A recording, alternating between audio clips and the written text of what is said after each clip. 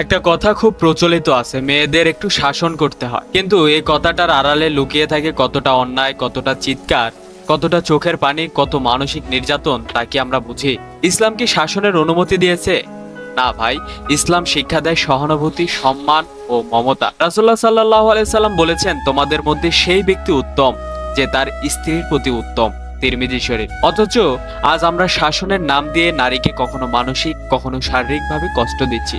কেউ চুপচাপ সহ্য করছে, কেউ ভেতরে ভেতরে ভেঙে পড়ছে, আর কেউ ধর্মের নামে চুপ থাকো, স্বামীর কথা মানো, শুনো, নিজের আত্মমর্যাদা বিসর্জন দিচ্ছে। কিন্তু ইসলাম কি কেবল পুরুষকে শক্তি দিয়েছে? ইসলাম নারীকে দিয়েছে সম্মান। কন্যা হিসেবে জান্নাতের দরজা খুলে দেয়, স্ত্রী হিসেবে পুরুষের অর্ধাঙ্গিনী বানায়, আর মায়ের পায়ের নিচে রাখে জান্নাত। আর আজ আমরা সেই নারীকে বলি তোমাকে শাসন করতে হবে।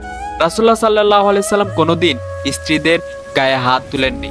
এমনকি যখন আয়েশা রাদিয়াল্লাহু তাআলা আনহা অভিমান করতেন, তখন তিনি রেগে যাননি, বরং চুপ করে যেতেন। একবার তো হযরত আয়েশা রাদিয়াল্লাহু তাআলা আনহা স্ত্রীর খাবার ভেঙেছিলেন, কিন্তু রাসূলুল্লাহ সাল্লাল্লাহু আলাইহি সাল্লাম কেবল বলেছিলেন, তোমার বদলে অন্য খাবার দাও। কি অবাক করা ধৈর্য! আজ এমন আচরণ কি আমরা পারি? শাসনের নামে যদি সম্পর্ক বিষিয়ে যায়, তাহলে সেটা আর ইসলামী সম্পর্ক নয়, সেটা হয় অহংকারের খেলাঘর। ইসলাম বলেছে তোমরা তাদের সঙ্গে উত্তম ব্যবহার করো, সূরা আন-নিসা আয়াত নাম্বার 19। নারীর সম্মান রক্ষা করো, কারণ সে কোনো দিনমজুর নয় যে কেবল দায়িত্ব পালন করে তোমার শাসন সহ্য করবে। সে তোমার জীবনের একটি আমানত, যার জন্য আল্লাহর কাছে জবাবদিহি করতে হবে। হ্যাঁ, কখনো স্ত্রী ভুল হলে বোঝাও, কিন্তু গায়ের জোরে নয়, বুদ্ধির আলোয়, মমতার ভাষায়। আজকাল যারা বলে মেয়ে মানুষকে হাতে রাখতে হয়, তারা ভুলে যায় রাসূলুল্লাহ সাল্লাল্লাহু আলাইহি সাল্লাম প্রেম দিয়ে নেতৃত্ব দিয়েছেন, ক্ষমা দিয়ে মন জয় করেছেন। তুমি যদি সত্যিকারের পুরুষ হতে চাও, তাহলে দয়া শেখো, ক্ষমা শেখো, ভালোবাসা শেখো। যেখানে শাসন কম, ভালোবাসা বেশি, সেই ঘরে নেমে আসে আল্লাহর রহমত।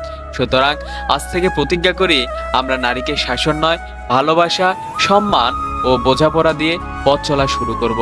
ইসলাম নারীর শত্রু নয়, ইসলাম তাকে দিয়েছে সবচেয়ে বড় সম্মান।